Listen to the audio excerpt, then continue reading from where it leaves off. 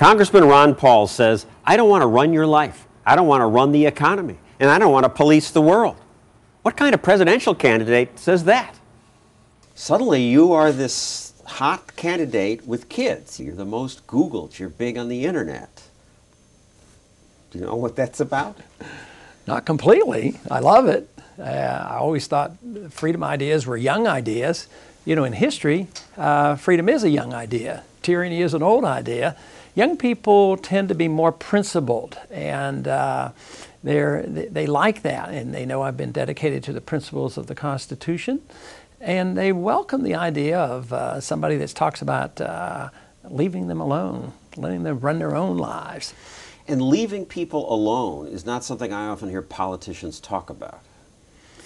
That's sad, and I tell people the reasons I run for president not because of the things I want to do, but more because of the things I don't want to do. I don't want to run your life, and I don't want to run the economy, and I don't want to police the world. But who's going to do it if you politicians don't do it? That's what some people wondered. But you know, I think what's happened though is the failure of government is becoming more evident than ever before, especially in this country. You know, the failure of taking care of the victims of Katrina, the failure of the war, the bankruptcy of the Social Security system. The government hasn't protected us from lead in paints, you know, on and on. It just goes on. Is the answer more government, more protection?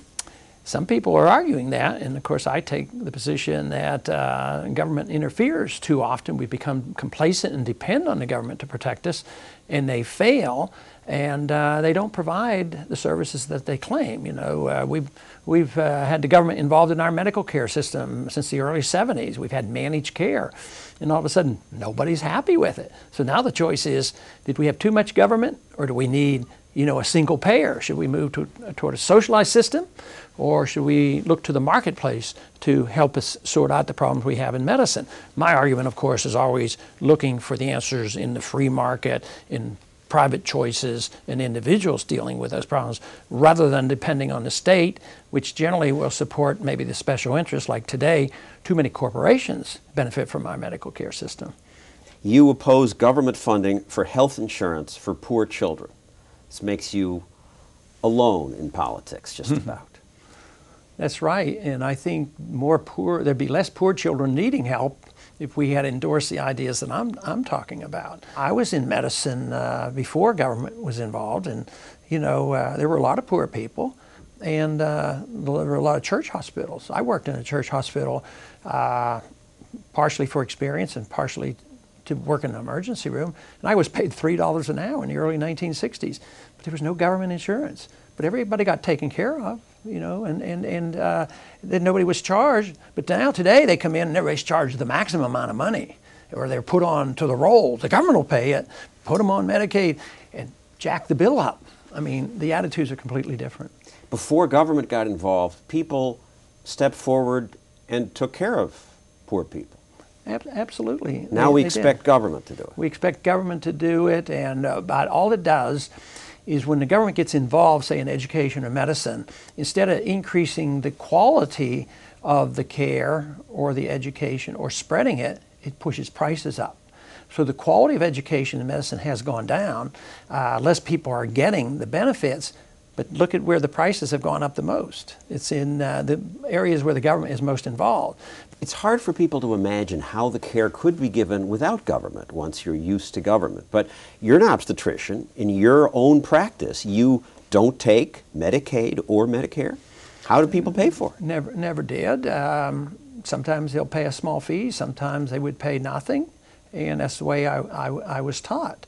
You know, there's a hospital in my district in Galveston, Texas, and it's called the Shriners Hospital. It's well known. It's a burn hospital. And if you don't have any money, and you can go there, whether you're a child or an adult, you can be taken care of.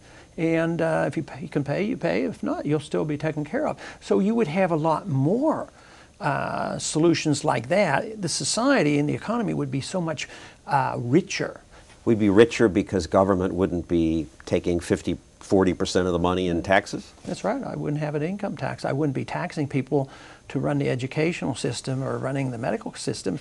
This is hard for people to imagine. Medicare, free medicine for people your age. How can elderly people be taken care of without a big government program like that? Right now it's difficult because we've made a whole generation or two dependent. But the question that we ought to ask is, if we continue to do what we do, how are we going to finance it? Fewer people going into the workforce, cost of medicine going up. There's no funding for Medicare. It's under a greater threat than Social Security. The promises being made now are not going to be kept. Promises of free health care for elderly people. No, they can't. Of course, there's no such thing as free health care. And I think I have the only solution. People see me as a threat to Social Security and Medicare, but I think I'm the only one that has a real solution, because I've never voted to spend any money out of the Social Security Trust Fund, because I voted against all those appropriations. Your party created a prescription drug program. You voted against it. Don't elderly people need these drugs? Yeah, and that's why I voted against it, because their government programs fail to work. And a lot of elderly were, and still are, furious over that program because it's so complex and difficult. But a lot of people like it. Yeah, hey, I'm getting my drugs paid for. They're free. You know who else likes it? The drug companies. They spent quite a few millions of dollars down there. They did the highest lobbying, so the profiteers were the ones who really pushed that program. But the assumption shouldn't be made that if you didn't have it, people wouldn't get, their drugs. There are other ways. The market is designed, if you follow the market, to lower prices, not raise prices. You vote against all this stuff. Don't your colleagues hate you?